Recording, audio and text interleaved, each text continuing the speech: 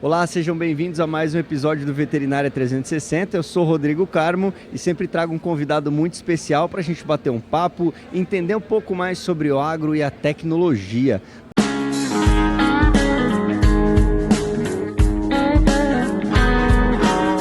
Nós estamos na Agrotech, uma feira de agro e tecnologia internacional em São José dos Campos. Uma feira muito interessante, né? Então, para conversar sobre toda essa parte ambiental, de ESG, de todos os cuidados que a gente pode ter na produção e até mesmo na mobilidade, eu converso com você, né, Celso? Sim. Muito bom, obrigado pela sua presença aqui. Eu agradeço. Bom, meu nome é Celso Corsino, sou CEO da Hybrid, aqui em São José dos Campos. É uma empresa que nasceu dentro do Parque Tecnológico, né? Então eu comecei como startup, certo? E a gente tinha a ideia na época de fazer os veículos híbridos, né? Para atender justamente essa parte de transporte, porque quando você fala em agro, não tem como não falar em transporte. Exato. É intrínseco, né?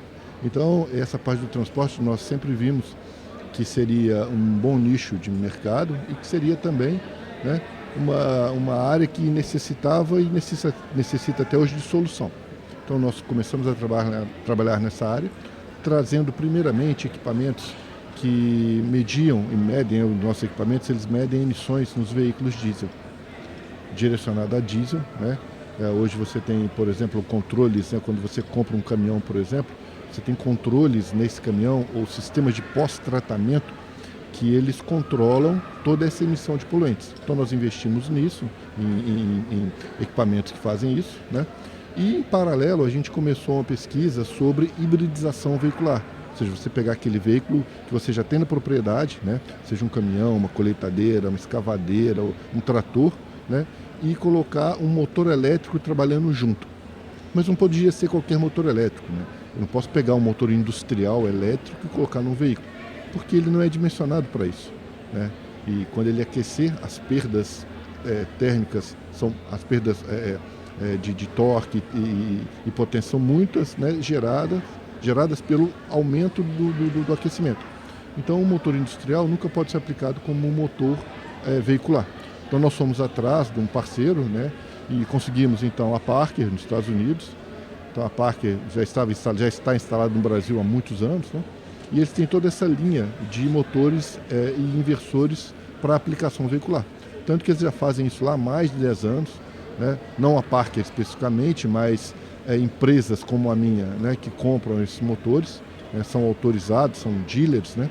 Eles compram esses motores e instalam em veículos comerciais leves e pesados. A gente tem várias empresas que fazem isso há vários anos, né?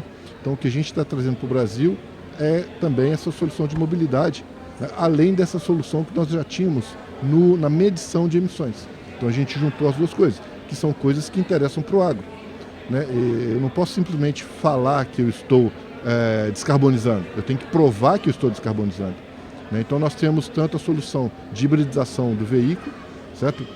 Sem retirar o motor, né? Quando se fala uma hibridização, né? Então o que significa isso?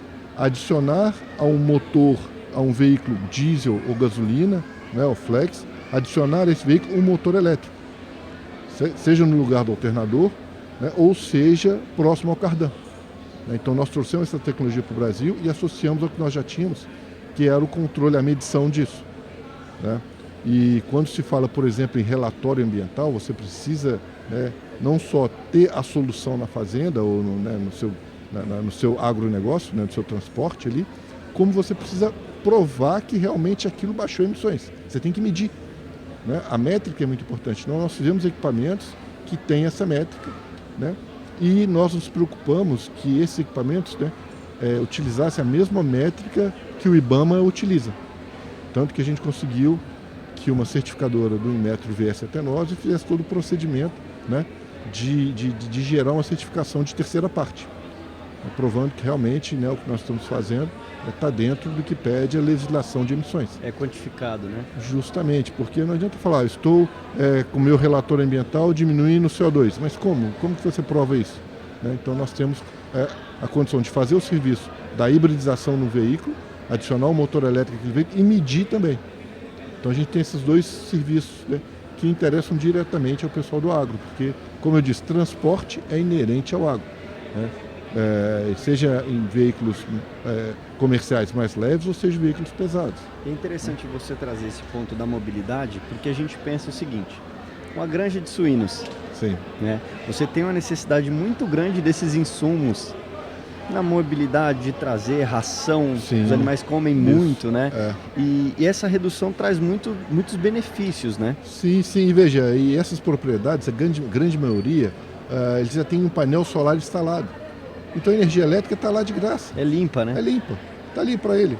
Né? Então ele pegar um veículo desse, que ele já tem lá, um veículo mais antigo, né, e fazer esse procedimento, né, ele tem toda essa economia, né, ele chega a ter 20% de economia, certo? E a redução de 30% de carbono. Né, Isso é importantíssimo. Agora, uma questão do investimento. Sim. Tá?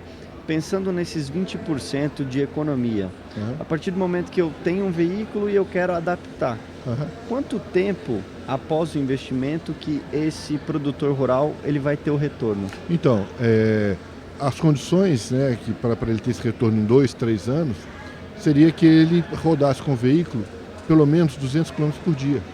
Tá. Né? O que numa fazenda, né, ou num comércio, né, isso se factível, paga. Se paga. Né? E ele tendo o painel solar. Né? Então, e esse veículo também entraria ajudando a pagar o investimento que ele fez no painel solar. Então, todo esse ecossistema que ele construiu, né, para gerar energia elétrica, para diminuir a conta dele, né, ele vai aproveitar, né, e vai ter lá a sua frota ajudando nisso também. E uma vez que depois de 2, 3 anos, já é dele. Né? O kit, como vamos dizer assim, o kit já é dele, ele pode colocar em outro veículo. Pensando no custo de manutenção desse equipamento, é fácil encontrar essa forma de organizar talvez as peças, ou até mesmo vocês prestam assessoria para esse produtor? Sim, prestamos sim, mas isso é assim, a parte da manutenção é uma parte que não preocupa muito, porque a gente, por exemplo, um motor elétrico dura no mínimo 50 anos. Sim. Entendeu? O que ele vai ter de gasto seria a bateria, que é lítio ferro fosfato, né? E isso, se ele cuidar bem dessa bateria, ela vai durar no mínimo uns 10 anos aí, certo? Que é bem factível para o payback que ele vai ter. Né? O inversor também é uma peça bem robusta, e é um inversor Parker, né? Já tem, né, assim, a chancela de uma grande empresa, né? E já é usado no mundo inteiro. Né? Então esse insumo, esse kit que a gente está trazendo, ele é todo Parker, né? A bateria não, né? Mas o kit sim. Então é um produto que tem uma robustez muito grande e já foi testado nos Estados Unidos, por exemplo. Até hoje nos Estados Unidos, né, empresas como a Coca-Cola, a Pepsi, a FedEx, o UPS fazem esse tipo de operação, de pegar um veículo e colocar ele micro-híbrido. Então a gente chama isso de micro, porque você tem vários níveis de hibridização, né? Você tem o plug-in e tal, né? Então esse seria um micro-híbrido plug-in. Então você conecta lá no seu painel solar ou na sua fonte de energia, né, e deixa ele carregando. Ou você pode carregar a bateria e simplesmente fazer a troca da bateria e o veículo continua rodando. Então tem algumas soluções. Mas de qualquer forma, quando você vê isso de uma forma geral, né, isso no geral da mobilidade e da eletrificação da fazenda ou da propriedade, faz todo sentido. Muito interessante, que a gente tem muitas fazendas fotovoltaicas aqui no Brasil, né? Sim. Então, quando a gente pensa nessa economia que esse produtor vai fazer, se torna muito interessante. Né? E com a parte de conseguir provar que baixou o CO2 através dos equipamentos que a gente tem. E quando a gente fala, né, eu conversei com várias pessoas sobre economia circular. Certo. Né? Então, cada vez mais, o agro mostrando que ele está preocupado não só com a questão do retorno financeiro daquela operação, mas também com toda a questão ambiental. A gente tem que cuidar do nosso quintal, né? Com certeza, né? Com certeza. E assim, o investimento feito num painel solar ou numa fazenda solar, né? Ele precisa ser pago também. Então, nada mais assim óbvio do que eletrificar a maior parte das coisas que você puder, né? No caso do veículo, a eletrificação, ou seja, se eu tirar um motor desse carro, o motor a combustão, e colocar ele todo elétrico, já não seria tão viável. Porque o investimento em bateria de lítio seria muito alto. Né? O payback disso iria para mais de 10 anos. Isso com o preço do Brasil. Né? Então, falar em hibridizar, aí sim. Né? Você já tem uma economia de 20%, no mínimo aí, que é muito boa. Né? Então, um tempo, em 2, 3 anos, você paga isso e pronto. Né? Então é muito rápido, né? Quando a gente pensa assim em grande escala, a gente pensa na suinocultura, na avicultura, na bovinocultura, a gente tem fazendas aqui no Brasil gigantescas. Né? Então, pensando nesses mínimos 200 quilômetros dentro de uma fazenda... E o transporte é uma solução transversal a todas essas operações. Né? Uhum. Todas essas operações, nem para levar feno, arar, não sei o que e tal. E não só caminhões ou veículos leves, trator, colheitadeira. Certo? Então existem várias soluções, né, para vários equipamentos que podem ser dados. Né? E você aproveitar toda essa eletrificação que você fez na propriedade. Ô Celso, agora pensando estrategicamente em São José dos Campos, quando a gente fala de parque tecnológico e agropolo, qual o benefício de estar em São José dos Campos? Essa pergunta eu fiz para todo mundo que passou aqui da tecnologia. E a gente diz que São José e o Parque Tecnológico, né, é o Brasil que funciona, sabe? Porque assim, onde você tem a vontade política fazendo dar certo. Né, você vai nos Estados Unidos, por exemplo, no MIT, MIT você tem vários produtos saindo de lá, né, porque politicamente, né, assim, existe o investimento, não investimentos, a vontade de fazer aquilo funcionar. E funciona. Você tem grandes ideias que saíram dali. Né? Então você tem as universidades americanas, né, que você tem grandes ideias que saíram delas, né, e que deram certo, porque tinha alguém apoiando isso. Né? Politicamente tinha alguém apoiando isso. Né? Aqui no Brasil eu vejo o Parque de São José dos Campos. Já tem 12 anos que eu estou no parque, eu comecei como startup, né? Vejo assim todo... Foi testando, né? E todo o cuidado que eles têm conosco em saber como está a saúde financeira da empresa, né? Em trazer soluções. Por exemplo, eu estou aqui nessa feira por causa do Pitch. Né? O Pitch nos trouxe até aqui, né? Para que nós pudéssemos mostrar, né, o que nós estamos fazendo e que tem tudo a ver com o que o Brasil necessita. Né? Então, soluções para o agro. E soluções para o agro, soluções para o Brasil, justamente. Né? Muito bom. E que se deixarem o brasileiro criar, né, e produzir, né? Só não atrapalhar já faz muito. Só não atrapalhar, né? Diminuir essa carga tributária, pelo amor de Deus. Né? Porque, ajuda muito. Puxa vida, né? Essa carga tributária mata o empresário brasileiro. Né? Mas, assim, estamos procurando, né, soluções que se adaptem ao Brasil, né? E que tragam inovação e que ajudem o produtor também, né? É como nós estávamos falando antes aqui, né, de pensar. É uma solução de porteira dentro, porteira fechada, porteira para fora. Né? Então, né, porque o transporte é isso. Né? O transporte ele está inserido nessa cadeia, assim, de uma forma muito intrínseca. Não tem como você falar em produzir sem tirar isso do campo. Né? Tem que ter alguma forma de tirar isso de lá. Ou de comprar, como você falou, preciso de um insumo, preciso rodar, preciso comprar ali ração, tal, levar para um lado para o outro. Então, né? Resolve o problema de uma maneira mais simples e sustentável. Eu sempre falo que o Brasil ele é o Brasil que dá certo no agronegócio, né? Você vê a Embrapa. A Embrapa é um exemplo disso, né? Você quer ver uma empresa nacional que cresceu esses últimos anos e deu certo a Embrapa, Petrobras. Né? Então, quando você deixa o pessoal trabalhar, né, tira a parte política, né, o negócio funciona muito. A parte política só tem que apoiar, só tem que criar os mecanismos para que tudo funcione. Não tem que intervir. Né? Muito bom. Muito bom. Então essa conexão é muito interessante, a gente trazer esses pontos de ESG, de economia, de governança, né, de sustentabilidade é muito importante. O Brasil, 27 a 30% do PIB é agro. Justamente, você falou ESG, que é um assunto que muita gente ainda não conhece. Né? Então, e é um assunto que assim, você tem uma valorização na bolsa de valores da sua empresa. Então a B3 está dando, a Nasdaq está dando dinheiro. Né? Então, ou seja... Cuide da sua empresa e cuide do ambiente, né? Entendeu?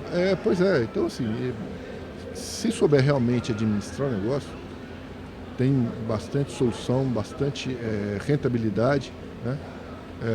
E a proteção ao meio ambiente, que é o que interessa. Né? Muito bom. Todo esse negócio do dinheiro é legal, de ganhar dinheiro e tal, mas tem que se visar, né, que estamos fazendo para a proteção ambiental, né? E essa mudança climática está aí, é real, né? Não importa se é porque o planeta está passando por uma fase assim, ou se é porque emissões. Então nós temos que cuidar, né, para que nessa fase que nós estamos. Então nada melhor do que diminuir emissões, né, do que trazer soluções ambientais para que isso tudo seja minimizado. Né? Muito bom, muito bom. Eu estava conversando com a Giane, hoje a gente gravou o nosso episódio.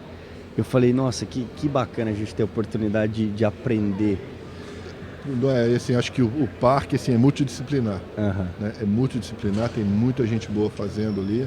Né? É muito interessante. Eu tive aulas aqui. Hoje a gente gravou vários episódios, então foi muito bacana e a gente está chegando na parte final do nosso podcast, Celso. E eu quero te agradecer Eu que agradeço. por trazer soluções. E eu agradeço a oportunidade de estar aqui mostrando essas soluções. Né? E te convido para dar uma volta no nosso carro lá. Legal, que a gente está aqui na feira, né? Uhum. Com esse veículo e já anda, ele está circulando. Né? Que legal, vamos lá, a gente vai dar uma volta e é legal, cara. Eu fico muito feliz, muito obrigado pela sua disponibilidade. Eu que agradeço. Sempre que precisar, a gente está aqui à disposição para trazer informações, para mostrar para as pessoas, que eu acho que essa é a grande dificuldade do agro hoje, que é comunicar. Sim. Né? Mostrar o que nós fazemos. Correto. Né? Todos os cuidados, pensando em tudo ali para a gente ter uma qualidade de vida melhor para todos e para o nosso planeta. Obrigado e fico contente por colaborar. Numa próxima, contem comigo. Combinado. Obrigado, viu? Então, se você gostou, curta, comente, compartilhe, ative as notificações e nós temos aqui um QR Code na tela e você também pode contribuir com o nosso canal para que nós possamos chegar em outros lugares. Um grande abraço. Até mais.